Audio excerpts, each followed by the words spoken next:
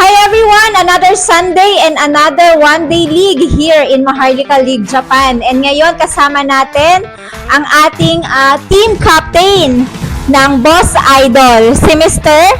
Jeffrey Dancalan. Okay, sir. Sir, quick interview lang, sir. Sir, pakwento naman, sir, kung paano nyo nabuo yung team nyo. Nabuo yung team namin sa papawis lang. Dati akong tropa. Yung tropa kasi namin, yung mga player, ngayon busy. So, nagbuo ako ng team. Kasama din ibang tropa. Then, nag-come up ng gantong team na Boss Idol. Okay, sir, kamusta naman yung team nyo?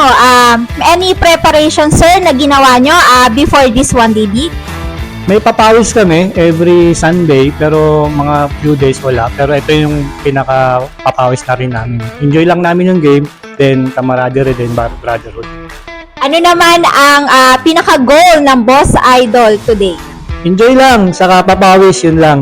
Manalo, matalo, enjoy lang. Yan.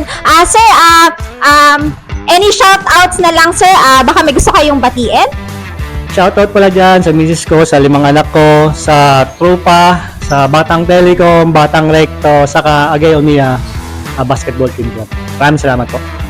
Okay, sir. Good luck na lang, sir, sa team nyo mamaya. Kayo po ang first game. Okay, sir. Thank you.